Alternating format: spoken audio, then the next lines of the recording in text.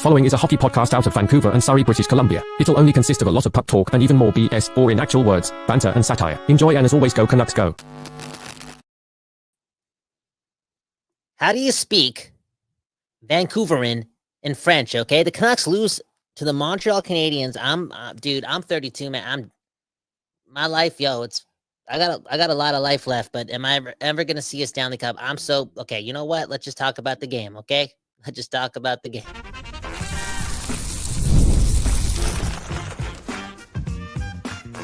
You're Locked On Canucks, your daily podcast on the Vancouver Canucks, part of the Locked On Podcast Network, your team every day. People, we back doing this, and that's talking about your Vancouver Canucks losing another game at home ice, okay? Here on Locked On Canucks, one left to the Burnaby Gardens. One left to Five God for holding it down. Congratulations to the Montreal Canadiens and all their fans from Vancouver. And what the hell happened to Brock Boeser, man? I don't want to see that guy be assistant captain of the Canucks anymore this season, man. For real, man. I know Rick Tocchet came out and said it had nothing to do with this play, but that dude is not acting like a leader right now. He really isn't. Okay, that was one of the worst games Brock Boeser's ever played in his career. It's pretty evident that A is in a slump, and he's still taking it personal, and that's his contract dispute, whatever happened at the trade deadline, the press conference, blah, blah, blah. He's ignoring the fact that a lot of people pay a lot of money to go to those games. But again, Brock Boeser, a couple other players on this team throughout the season has, allowed that animosity from the outside and has allowed all that noise to seep into his play on the ice. And again, for the fans in the building who are paying a lot of money to come in, and even the fans who are watching like you and I, Trevor, just not good enough from the longest tenured Vancouver Canuck. And I know Brock Boeser's been a darling here for a long time, and I understand that he's been through a lot. And he's persevered a lot, but he's putting the Canucks in an uncomfortable situation. And the biggest red flag for the Vancouver Canucks going the rest of the way is whether to sign this guy or not, because either answer is kind of scary. Yeah, it's not a healthy situation with the Brock Boeser and the Canucks right now, and it's not a healthy situation for the Canucks overall. Who, again, Kyle, we talked about some must-win games this week, and you walked in the game having the nerves about the boys tonight, and I was nervous. I was watching that game at a donaire shop, fist pumping. I was just nervous. It felt like a playoff game. It was so tight, so close. The Canucks, again, we played pretty good today. They did their thing today. Joshua could have had 2 goals. I felt as if we were the better team today. I'll say that. Again, I thought we were the better team against Dallas too, outside of our stars not playing well, for real. But, a keynote on the whole stars thing. Brock Boeser, man. Brock Boeser, Jake DeBrusk, but Brock Boeser, man, just been so disappointing. And again, Trevor, not to cut you off, but I already did cut you off. I'm just so in need of this team having more leadership and not having players that let, again, whatever's happening away from the rink seep into their play. Because it's pretty evident that this team just doesn't have the dogs this season, man. They don't have the dogs. They can't ignore the noise. They can't just play hockey, man. Well, yeah, speaking of leadership, too, I think another interesting thing about this game is Derek Forbort starts this game wearing the 8 on his jersey. And Kyle, you and I have watched a lot of hockey in our lives. When does a team do this?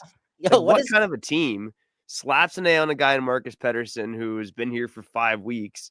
I guess that one made a bit more sense just based on the fact that he's a bit of a more upper echelon player, if you want to call him that. But then Derek Forbort, I mean, yeah, sure, he's had a good couple of weeks, but is that just now the standard in Vancouver? You have a good couple of weeks, you wear an A on the jersey. I know it's maybe you're looking into things a bit too much, but it's a little bizarre. Like, we just don't see teams just rotate A's between their 3rd, 4th, 5th defensemen. What 3rd, 4th, 7th defenseman? Like, Pettersson just got here and Forbort just got here too. Yeah, Derek Forbort's probably a 7th pairing defenseman for this team next year, Kyle, honestly. 7th pairing, yeah. He's okay. 7th pairing, 7th D. Rick Tocchet just trying to prove a point. Like, it's Rick Tocchet against the media. Like, is this guy zoning out too? Like, is he not focused? Like, is he, honestly speaking, like, him naming Derek Forbort an assistant captain, not a big deal, because as he would say it, we like to rotate the assistants, and be like, it's the assistant captain thing. It's not that deep. It's not that deep. And see, I'll say Derek Forbort's been playing a lot better, but it's a bit of a joke. It's a bit of a joke, and it could be a pocket thing and him just misreading the situation. Again, he was pissed off that some people on the outside and fans, not just the media, were pointing out the confusion surrounding, again, Boeser not being an assistant captain right after the trade deadline. It just didn't. It looked scummy, you know. It looked a little strange. It looked as if they were giving up on Brock, but Brock Boeser doesn't deserve to have the assistant captain thing. Like I mentioned that off the top. Like it's just been one of those years where, yeah, he's been disappointing, but he's just he's let the fans down, man. He's not the only one. He's not the only one, but again, I feel as if he's playing on the Vancouver Canucks like he's hurt. You know, like his feelings are hurt. And I understand he's human. I truly understand that. Yo, I'm human too. I'm not that strong of a guy. I need a lot of help. I need a lot of friendship. I need a lot of venting. I needed some therapy, all that stuff. But bro, a lot of people pay money, dude. And this fan base has been through hell over the last 10 years. Brock Boeser, you've been a part of all that. And we had one taste of playoff success. The fans, the people, the strangers that love you and appreciate you and want to support you. And again, for another guy to let the outside noise affect his play, especially on home ice, it's indicative of like what needs to happen moving forward for this team. And that's like, you know, ironically with Marcus Pettersson, Derek Forbort, I don't know if those two are the guys, but this team needs a new leadership group below Quinn Hughes, man. Well, they've got one, man. Marcus Pettersson and Derek Forbort, man. There you go. There you go. Oh, There's your new leadership group. Trevor, can you answer this? And again, I'm going to keep this episode short because I'm depressed and I'm sad and I'm just like, I'm losing hair by the second. Okay. Again, 32 and almost 2 months exactly. Trevor, again, the biggest red flag. You brushed on it kind of, but again, I shut you up by cutting you off and being rude. It's such a fascinating situation with Brock Boeser because I feel like not signing him, and I said this right after, was going to confuse the puck out of management because you don't want to let this guy go for nothing. But I'm telling you, this is not a guy you pay $8 million a year. I don't care what the analytics say. I don't care about all the driving forces and the data. Boom, bam. Yeah, once in a while through an 8-year deal worth $64 million, sure, he'll pop up and play consistent for a whole way through. But what's so key for this Vancouver Canucks organization, an organization that for the majority of the last 10 years have struggled like this, is to make sure they find dogs who can play consistently and not have to have everything go their way in order to bring out their full potential. Like Brock Boeser said it earlier this week, talking about, you know, it's been an adjustment post JT Miller. Dude, there's 18 games left. Just get it together. Screw not having a contract or not having JT Miller. Just get it together. Yeah, and in those 18 games, Brock Boeser has been, you know, one of the worst players on this team. But, you know, Kyle, I'm agreeing with you right now. I mean, I think the player we're seeing right now in Brock Boeser is nowhere near an $8 million player. He's not even a $4 million player right now. You know, when I think about Brock Boeser and Elias Pettersson for that matter, it's just, you know, all guys go through slumps. And, you know, these guys are both going through just horrid slumps at the worst time possible.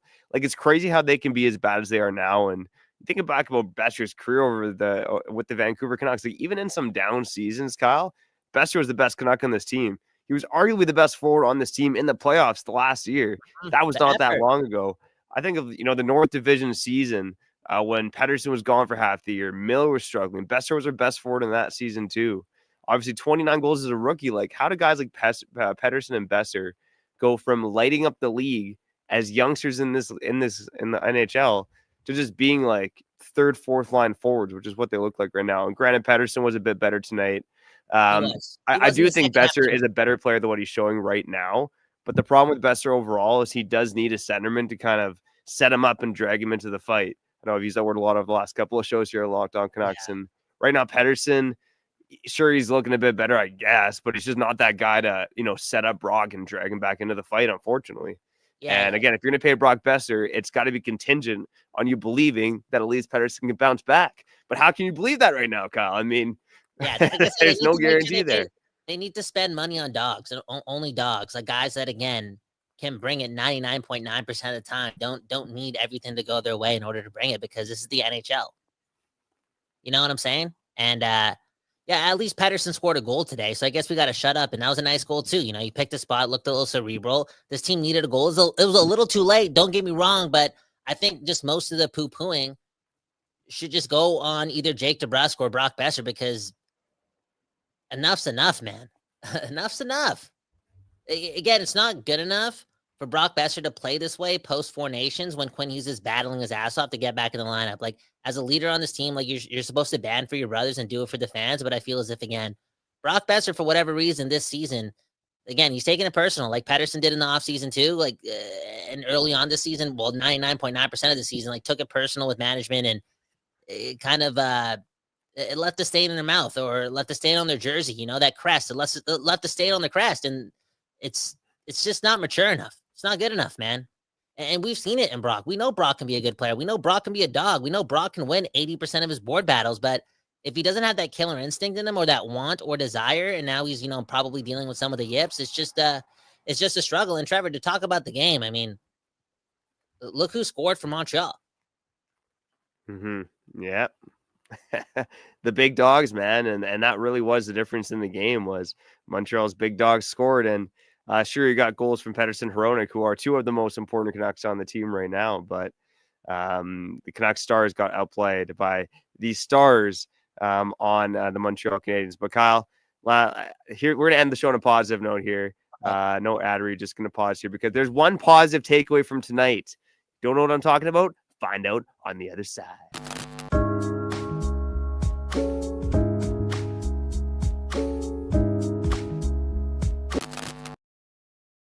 All right, back on Locked On Canucks here.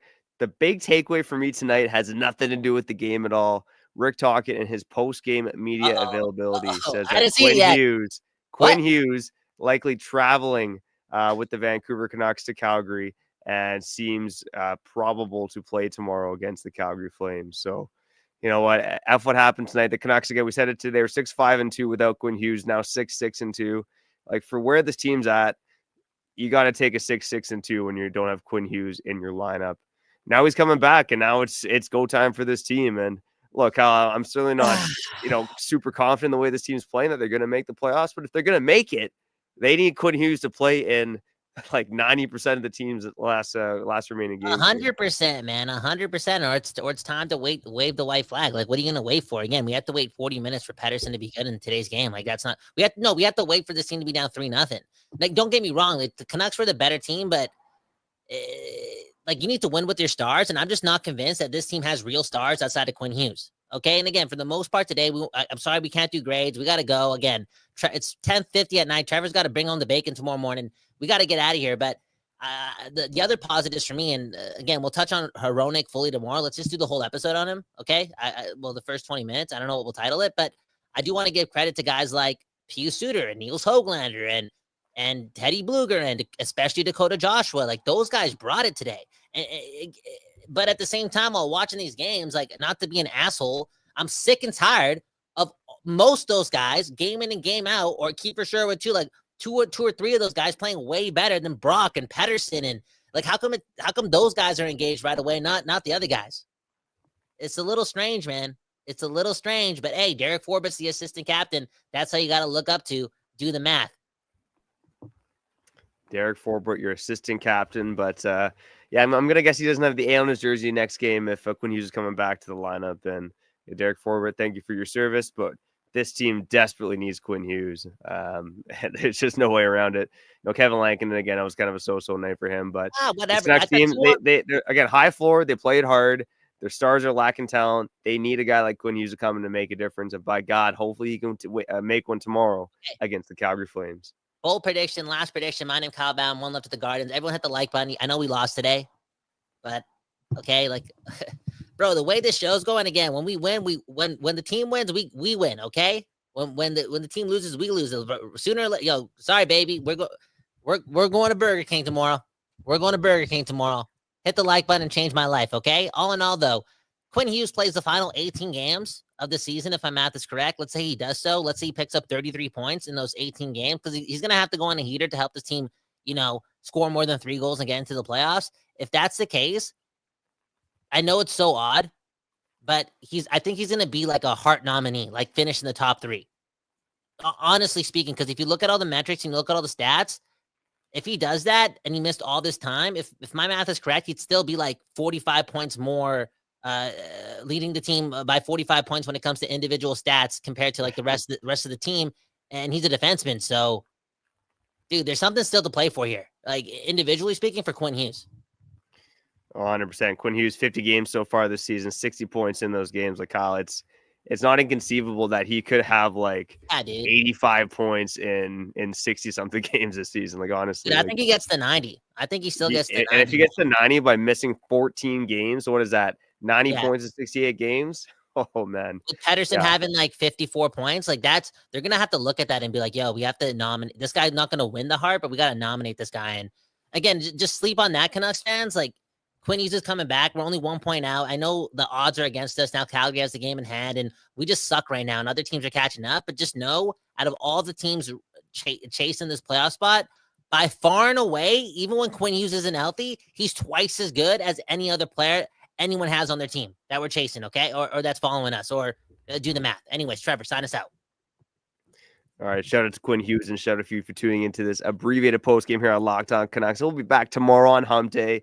Likely back tomorrow night as well after the Canucks battle the Flames in what is the most important game of the season, a 4-point swing against the Calgary Flames. If you like what we're doing, go subscribe and like on YouTube. Come on, I've been up since 3 a.m. Give a like for that, baby. Let's go.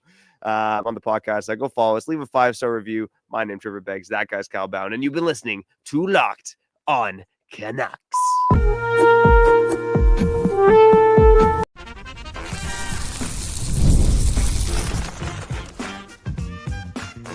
You're Locked On Canucks, your daily podcast on the Vancouver Canucks, part of the Locked On Podcast Network, your team every day.